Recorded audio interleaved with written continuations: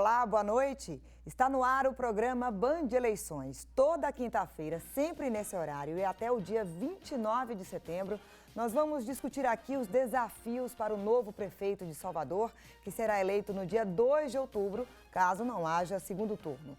No programa de hoje eu recebo o vice-presidente do Conselho de Arquitetura e Urbanismo da Bahia, Raul Nobre, e o presidente da ADEME, Associação de Dirigentes de Empresas do Mercado Imobiliário, Luciano Muricy. O tema de hoje é o PDDU, Plano Diretor de Desenvolvimento Urbano, e a LOUS, Lei de Ordenamento e Uso do Solo, sancionada hoje pelo prefeito Assemineto. Boa noite, Luciano. Boa noite, Carol. Boa noite, Raul. Boa noite, Carol. Obrigada, viu, pela presença de vocês. Eu queria começar esse programa perguntando para você, Luciano, o que é que significa para o mercado imobiliário a aprovação do PDDU? Olha, Carol, o mais importante da aprovação do PDDU foi o final da insegurança jurídica, né? O mercado, todos acompanharam, viveu desde 2012 uma confusão de legislações urbanísticas e que gerou uma insegurança jurídica muito grande com a cassação de alvarás e, enfim, as consequências que isso trouxe. Então, a aprovação do PDDU, com todo o rito que foi seguido pelo Poder Executivo e o Poder Legislativo, com as audiências públicas, as oficinas, workshops, enfim, isso tudo para a gente foi um benefício que houve. Hoje a gente sabe claramente quais são as regras e isso foi o maior benefício que o setor recebeu com a aprovação do PDDU e da LOUS. Para o mercado de arquitetura e urbanismo também, o que é que muda com essa aprovação do PDDU? O que é que significa? Eu acho o seguinte, essa questão que o Luciano levantou é uma questão muito importante, porém nós achamos que havia todo um trabalho prévio que deveria ter sido feito e que não foi feito. Eu sempre procuro ver como é que eu explico isso para o cidadão fora da área de arquitetura e urbanismo.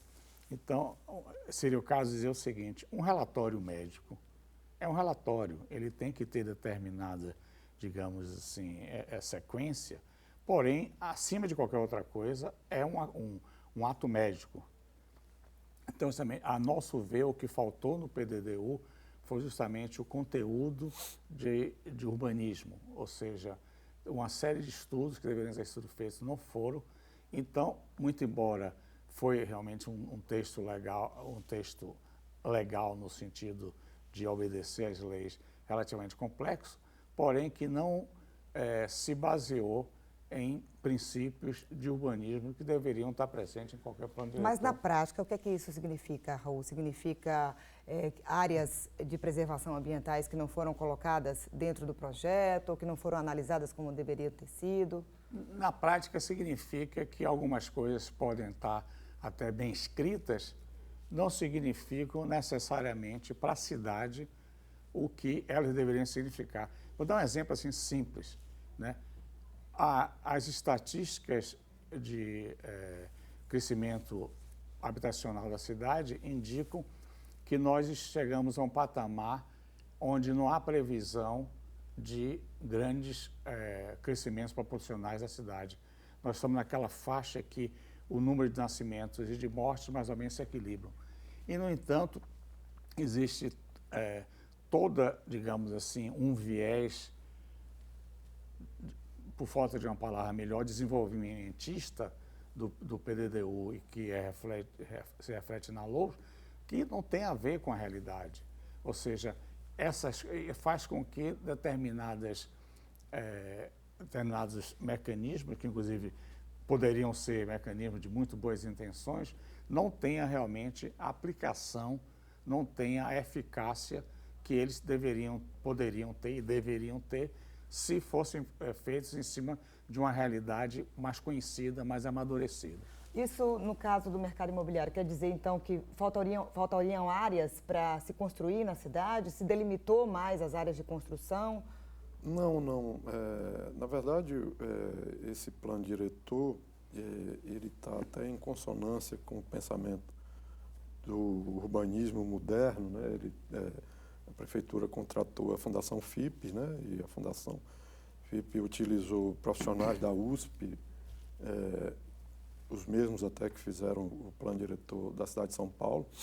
E o plano diretor está baseado no que se chama de DOT, Desenvolvimento Orientado pelo Transporte. Então, há uma previsão no plano diretor de que ao longo dos corredores de transporte coletivo, seja metrô, seja BRT, essas novas vias que o governo do estado está fazendo, ao longo desses corredores há uma previsão de maior adensamento. Isso está em acordo com o que se pensa no conceito urbano mais moderno. Tá? Então, na verdade, vão ser criados novos vetores de crescimento da cidade e esses vetores vão estar lastreados nos corredores de transporte de massa.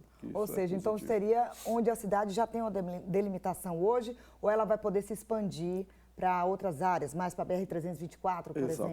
Exatamente. É uma previsão disso. Inclusive, há um incentivo com a redução do valor da outorga quando se pensa em construir habitação de interesse social nesses corredores. Isso é muito positivo. A gente sabe que Salvador tem um déficit habitacional estimado em quase 100 mil habitações e quase que 90% disso está concentrado nesse público de segmento de renda mais baixa. Então, o plano diretor tem uma previsão de incentivo à construção de habitação de interesse social. É isso que eu ia lhe perguntar, porque tem uma chamada cota de solidariedade, né? Que é isso, assim, que são as construções e empreendimentos com mais de 20 mil metros vão ter que prever áreas para a construção social. O que é que isso significa exatamente? Os grandes empreendimentos, acima de 20 mil metros quadrados, vão ter que destinar 5% de sua área, que poderá ser pago, vamos dizer assim, em área no próprio local, ou em área fora, ou em terreno, ou mesmo em valor pecuniário, para habitação de interesse social. Isso é um aspecto positivo, foi trazido do Plano Diretor de São Paulo, também há essa previsão lá, alguns planos diretores de cidades do mundo também têm essa previsão, e o daqui incorporou isso, que eu acho positivo. Agora, Raul, um ponto polêmico da aprovação do PDDU foi em relação às construções da orla, o sombreamento. O que é que você acha sobre isso, de como foi aprovado essa questão das construções altas na orla da cidade? Nós temos uma série de restrições, inclusive até mesmo como que a questão é apresentada. Quando a gente começa a resolver um determinado problema, né, em planeamento urbano ou em arquitetura de maneira geral, é muito comum a gente pegar, digamos assim, fazer uma linha de base de alguma coisa, no caso da orla, né, em linhas paralelas ao desenvolvimento da praia, e a partir dali a gente estabelecer diretrizes mais apropriadas a cada uma das localidades.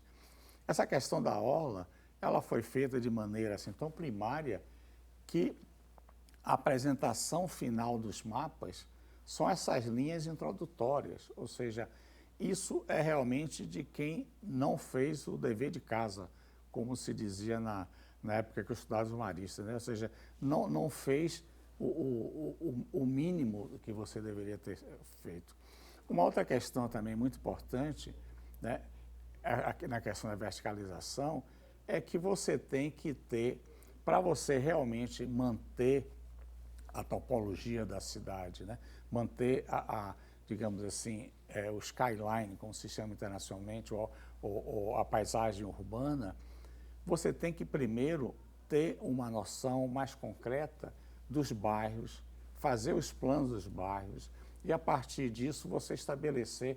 Então, tem uma série de ideias que eu acho muito interessantes, principalmente na LOUS, né? A questão da fachada ativa, né? O que permite que você tenha, digamos assim, empreendimentos que tenham uma parte dele voltada para o público, com um serviço para o público e, consequentemente, uma dinâmica naquela região. Mas isso tem que ser feito dentro de um planejamento de bairro, que não existe. Ou seja, da maneira como foi aprovado, não dá para garantir que não vai ter sombreamento na orla, é isso? Olha, a questão de sombreamento, eu acho que não é nem tão importante quanto a questão da ventilação. Ou seja, existe na legislação aprovada condições de você amembrar terrenos, ou seja, comprar vários terrenos juntos e fazer um paredão, que é uma coisa assim, que ninguém mais está fazendo isso, entendeu? Então, por exemplo, essa questão gradativa de gabarito é uma ideia interessante, mas ela precisa ser melhor pensada, né? Então é por isso que a gente insiste muito. Para nós, o grande problema de ambos os documentos é a falta dos necessários estudos técnicos. Você não pode fazer isso como se você estivesse escrevendo um ensaio, né? Você senta e coloca suas ideias no papel. Você tem que ter uma série de estudos preliminares para, a partir daí, você reunir isso num plano diretor, que seria o documento maior, e não fazer o contrário. Fazer um plano diretor assim na base de eu acho que vai dar certo, e depois, se for o caso, fazer os outros. O senhor acha, então, que precisaria ter tido mais estudo, e é um estudo longo? Não, exatamente. Uma questão também, por exemplo, esse aspecto que é fundamental para o desenvolvimento desse trabalho, que inclusive o Luciano mencionou, a contratação de uma empresa em São Paulo, é sempre interessante ter gente de fora, né, contribuindo. Mas uma coisa que eu acho fundamental, isso eu acho que é uma das grandes bandeiras nossas, que nós temos uma dificuldade muito grande para que o gestor entenda o seguinte: quem vai realmente resolver o problema da cidade são os funcionários da prefeitura, ou seja, são eles que cuidam do dia a dia da cidade. Que está ali fiscalizando, que está ali vendo como é que as obras estão sendo construídas. Do mesmo jeito que um paciente crônico, quem resolve o dia a dia é a enfermeira. O médico, que pode ser o mais especialista do mundo, ele dá determinadas diretrizes, mas quem realmente resolve, então na medida que você traz gente de fora, você cria uma situação, o seguinte: o pessoal vem, eu conheço uma série de exemplos que não caberia falar aqui, que são coisas assim muito técnicas e meio longas, e simplesmente situações onde não se notou, justamente não ter a história da cidade, não ter o conhecimento da cidade. Salvador é uma cidade muito peculiar. Salvador é uma das cidades mais peculiares do mundo, né? A cidade tem cidade alta, cidade baixa. A geografia é muito específica, né? Muito específica, tem toda essa questão histórica, né? E outra coisa também é o seguinte, que o que eles adquirem nessa experiência, eles levam para São Paulo, e nós não temos digamos assim, um benefício dessa cultura adquirida. Então, é fundamental que a cidade de Salvador volte a ter um sistema de planejamento urbano, como inclusive já teve no passado, né? Uma coisa que eu mencionei numa audiência pública que eu participei, né? Todo mundo que tem, digamos assim, uma certa idade, sabe que em determinado momento, aqui em Salvador, houve uma transformação urbana enorme, né, com as avenidas de Vale, né? Coincidentemente, na época que o avô do prefeito atual era o prefeito da cidade. A razão que Antônio Carlos conseguiu fazer aquilo, a razão fundamental, é que tinha existido antes um escritório de desenvolvimento urbano da cidade, chamado PUX, né, de Mário Léo Ferreira, que desenvolveu esses planos. Então, a cidade precisa ter planos. Salvador precisa ter planos, para Salvador precisa ter um certo estoque de terra próprio para executar esses planos. E isso tudo é coisa a longo prazo, não pode se fazer isso simplesmente dentro de uma visão assim de prazo de eleição. Mas para o mercado imobiliário já é um pouco diferente a visão, né? Porque foram 30 anos para se aprovar um projeto como esse do PDDU. Na verdade, o PDDU último que estava aí valendo era o de 2008. A LOUS era um instrumento de 1984, né? Estava naturalmente muito defasado. Muito ultrapassada. E trouxe alguns conceitos modernos, né? A gente falava aí há pouco, Raul, sobre a orla. Na verdade, o que está previsto na LOUS e no PDDU é que há um mapa delimitando a área de borda atlântica. Nessa área tem um escalonamento de gabaritos, mas não significa que aquele gabarito vai valer. O empreendimento vai ter que apresentar um estudo comprovando que a área de praia não vai ser sombreada entre as 9 da manhã e as 15 horas da tarde. Isso vai ser exigido pela prefeitura, que é exatamente o horário onde a praia está sendo usufruída pela população. Tem recuos laterais progressivos, isso está previsto lá na LOUS, de maneira que eu acho que essa possibilidade de criação de paredões, uma vez que os lotes que a gente tem na área de borda atlântica, todos eles têm uma testada muito pequena, eu acho pouco provável que aconteça esse problema de falta de ventilação. Esse problema de falta de ventilação é quase que impossível, né? A gente mira muito no exemplo de Copacabana, lá da década de 30, 40, 50. Eu acho que tem limitadores nesses instrumentos para evitar o que de mal aconteceu por conta dos paredões criados lá em Copacabana, por exemplo. Então, eu acho que criou-se um novo nicho de oportunidade em todo lugar do mundo. A orla é o setor mais valorizado em todas as cidades e aqui a gente tem uma ocupação precária, né, da orla. A gente vê bares de péssima categoria, borracharia. Conversando com estudiosos, nós contratamos inclusive um urbanista, Carlos Leite, para nos dar uma assessoria sobre isso, e ele fez simulações, Raul, de ocupação da área de borda em alguns lugares, tratando do tema de sombra, inclusive, e ele fica assustado quando ele vê supermercado na orla aqui, né? Ele fica assustado, porque a orla é o lugar mais valorizado, o supermercado que ocupa uma área grande, não era nunca para estar ocupando tinha a orla, borracharia até pouco tempo. Tinha borracharia, pois é. Então, eu acho que desse ponto de vista vai ser positivo. A gente vai... eu falava outro dia, o Estado e o município estão investindo em recuperação da orla, e essa recuperação, se não tiver vida, ela vai terminar se acabando, como a gente já viu no passado aí. Então, essa coisa de incentivo à ocupação da orla vai também preservar esse investimento que está sendo feito. Talvez um desafio do novo prefeito, então, Raul, seria conseguir manter isso, né? Isso que o Luciano está falando, de acredita que não vai ter paredões, que não vai ter problema em relação à ventilação. Então, um desafio seria fazer com que isso na prática realmente funcione. Eu acho muito importante trazer aqui um comentário de um amigo meu do Banco Mundial, me disse uma vez, que o maior problema que o Banco Mundial tem com os empréstimos feitos no Brasil é a descontinuidade administrativa, né? Chega um prefeito novo e refaz tudo, começa tudo do zero.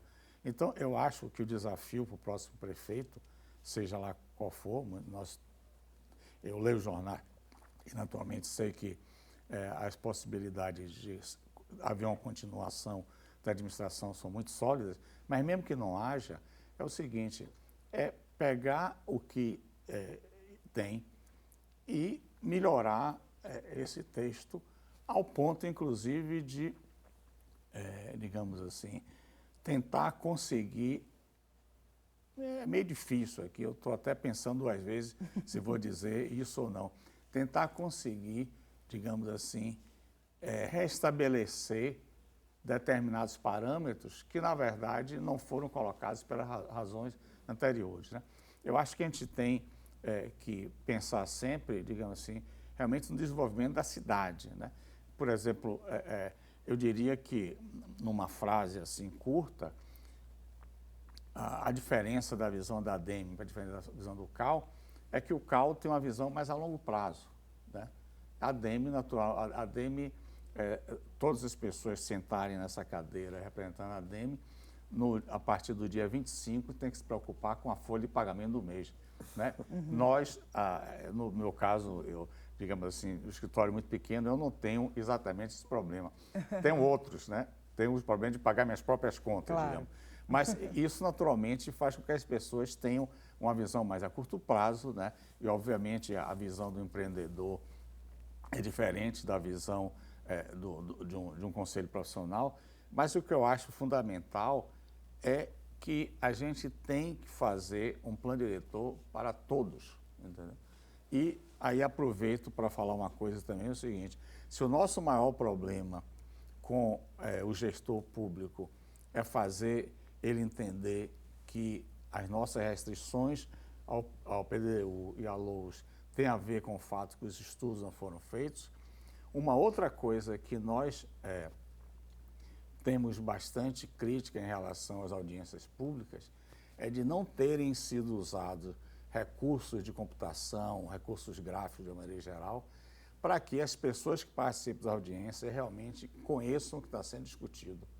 As discussões têm sido assim muito áridas, muito em cima de sopa de letrinha, como se diz, né, que muitas vezes é difícil de entendimento até mesmo para nós. Por exemplo, isso que o Luciano falou, de pegar um consultor que faça, digo assim, visualizações, uma projeção futura de como que determinada coisa seria, se a decisão fosse A ou se fosse B, é uma coisa fundamental e que nós não vimos nessas audiências públicas. Informação é sempre importante, né? A gente vai para um rápido intervalo, daqui a pouquinho o Band de Eleições está de volta.